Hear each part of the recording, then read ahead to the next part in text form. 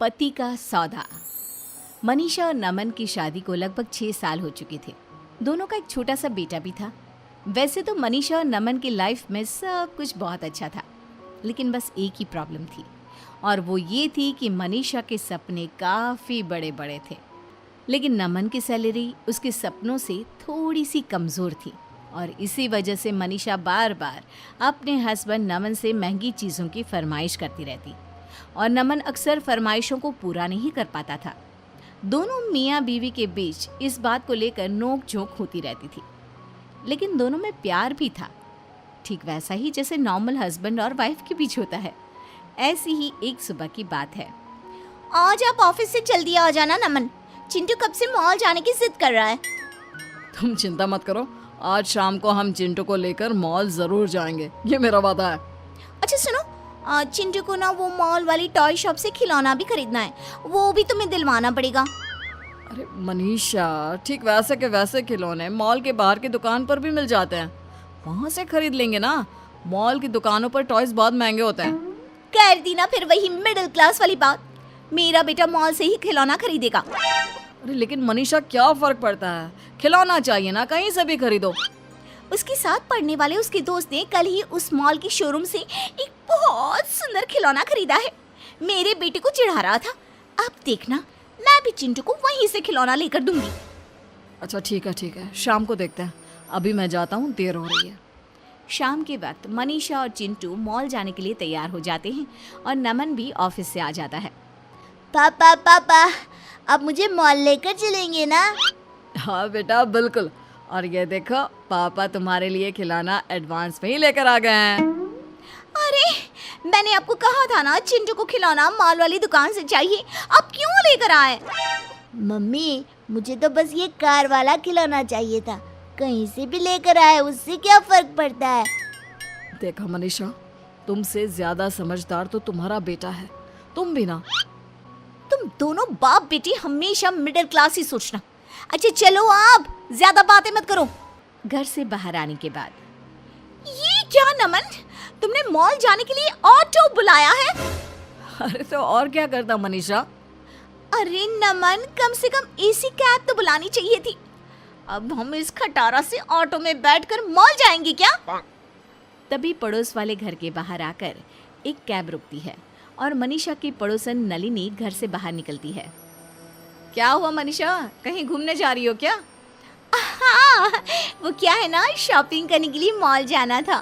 तुम तो जानती हो मैं छोटी मोटी दुकानों से शॉपिंग नहीं करती इसलिए बस आज मॉल जाने का प्लान बनाया था। अरे मॉल से शॉपिंग करने जाती हो? लगता तो नहीं। अगर मॉल से ही शॉपिंग करने जाती हो तो ऑटो में बैठकर क्यों जा रही हो? कैब क्यों नहीं बुक करवाई? देख तो सही कितनी गर्मी है बाहर। उफ। इतना कहकर नलिनी वहां से चली जाती है। नलिनी के जाने के बाद, नमन, आप ना हमेशा मिडिल क्लास की मिडिल क्लास ही रहना। यहाँ मेरी पड़ोसन मेरी बेइज्जती करके चली गई। अब चलो ऑटो में बैठकर मॉल जाएंगे। अरे मनीषा, कब तक इस तरह दूसरों से अपनी तुलना करती रहोगी? तुम जानती हो ना मेरी तनख्वाह ज्यादा नहीं है। कुछ दिनों बाद, नमन मेरी बात सुनो, वो नलिनी का बेटा है ना, वो बड़े स्कूल में पढ़ता है। उसकी जो स्कूल बस आती है ना, उसमें तो एयर कंडीशन लगा हुआ है। और एक हमारा बेटा देखो, छोटे से स्कूल में पढ़ता है, टूटी सी वैन में बैठकर जाता है। अरे मनीषा, फिर से वही बात। तुम जानती हो ना हमारी फाइनेंशियल कंडीशन कैसी है। मैं कुछ नहीं जानती। नमन, मुझे भी अपने चिंटू का एडमिशन बड़े वाले स्कूल में करवाना है। मेरा बेटा भी फर्राटीदार अंग्रेजी बोलेगा। अरे मम्मी, अंग्रेजी तो मैं अब भी फर्राटेदार बोलता हूँ। मैं भी तो इंग्लिश मीडियम स्कूल में पढ़ता हूँ। क्या हुआ अगर मेरे स्कूल का साइज थोड़ा छोटा है?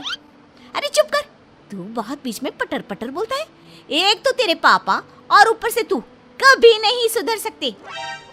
देखो मनीषा, उस स्कूल की फीस 2 लाख रुपए है, और मेरी इतनी तनख्वाह ही नहीं तो मैं चिंटू को ऐसे स्कूल में कैसे पढ़ा सकता हूँ?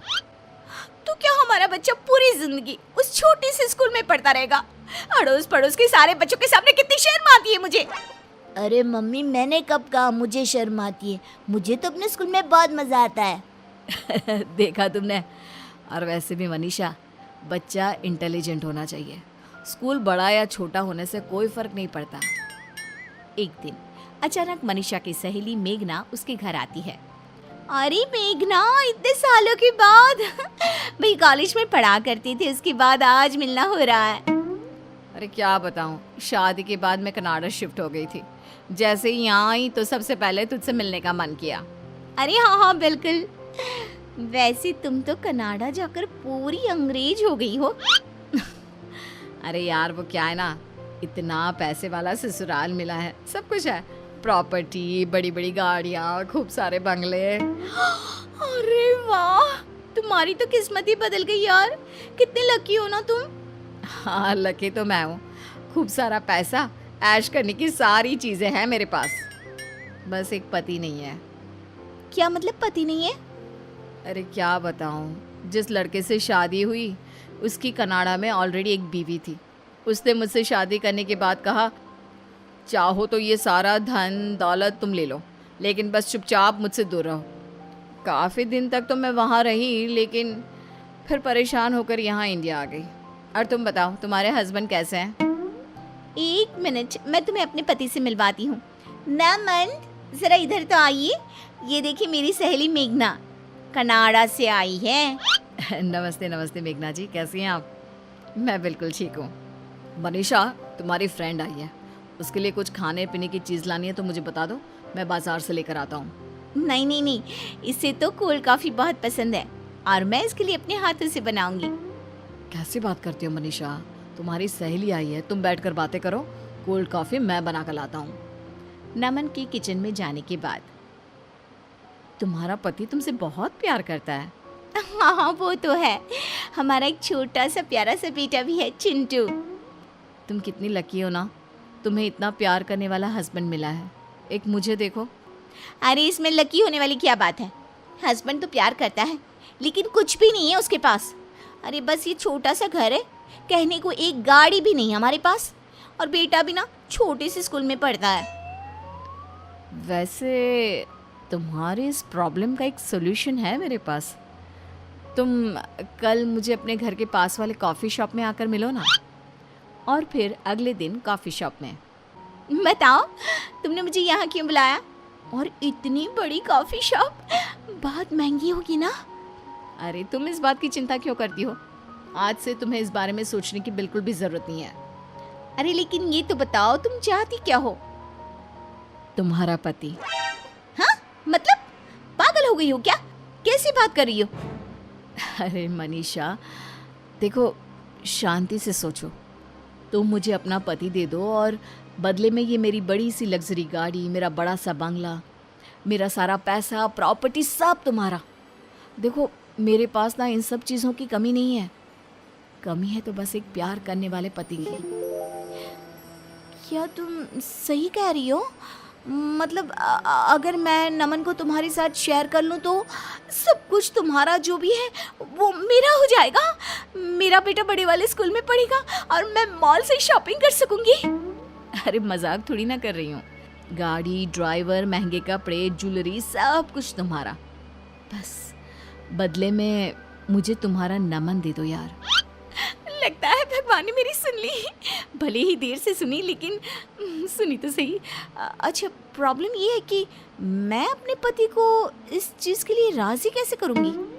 देखो वो तुम्हारा प्रॉब्लम है, अब जल्दी से मेरी डील फाइनल कर दो और लो ये महंगी वाली कॉफ़ी पियो।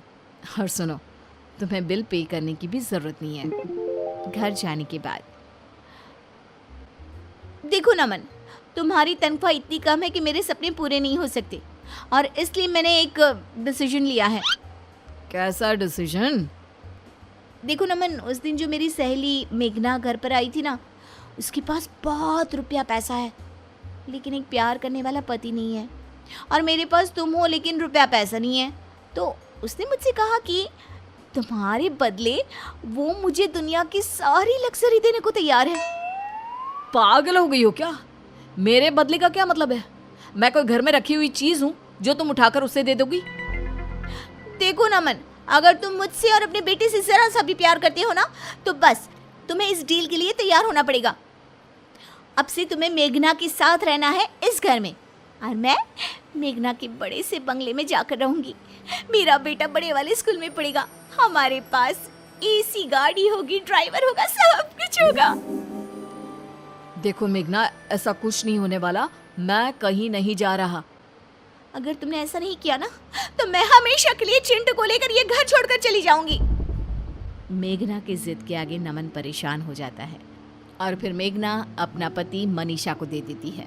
कुछ दिनों के बाद मम्मी मुझे पापा चाहिए, मुझे पापा के पास रहना है। सही कहते हो बेटा, तुम्हारे पापा के बिना तो मेरा भी मन नहीं लगता। कितने दिन हो गए हैं वो घर ही नहीं आए। चलो हम उनसे मिलने के लिए चलते हैं। चिंटू और मनीषा नमन से मिलने के लिए अपने पुराने घर में जाते हैं। वहां जाकर देखते हैं कि मेघना और नमन उस छोटे से घर में भी काफी खुश थे। अरे आओ मनीषा, बहुत दिनों के बाद आना हुआ। वो क्या है ना, नमन की बहुत याद आ रही थी इसलिए। पापा आप हमारे साथ रहिए ना, हम आपके साथ इस छोटे से घर में भी रहने को तैयार है। लेकिन बेटा, तुम्हारी मम्मी को तो बड़ा घर चाहिए। अगर तुम्हें मेरे साथ रहना है तो यहाँ मेघना आंटी के साथ रहना पड़ेगा, पुराने घर में। मैं यहाँ रहने के लिए तैयार हूँ। उस बड़े से घर में और बड़ी गाड़ी में मम्मी को जाने दो, मुझे नहीं जाना। अरे ये तुम क्या कह रहे हो? मैंने तुम्हारी वजह से ये डिसीजन लिया था। देखो मनीषा, ये डिसीजन तुमने मेरे बेटे की वजह से नहीं बल्कि अपने बड़े बड़े सपनों को पूरा करने के लिए लिया था। मेरी गलती का मुझे एहसास हो गया है। अब मैं आपके साथ रहना चाहती हूँ। लेकिन अब तो ऐसा नहीं हो सकता। तुमने पेपर्स साइन किए हैं और हमारा सौदा हुआ था। प्रॉपर्टी तुम्हारी और पति मेरा। नमन आप कुछ कहिए ना, ये मेरे साथ ऐसा नहीं कर सकती। देखो मेघना, मनीषा ने जो कुछ भी किया है तुमने कहा वैसा ही किया है। अब मेरे हाथ में कुछ भी नहीं है। तुमने सब कुछ खो दिया, अपना बेटा भी और पति भी। लेकिन मुझे इस छोटे से घर में भी सब कुछ मिल गया।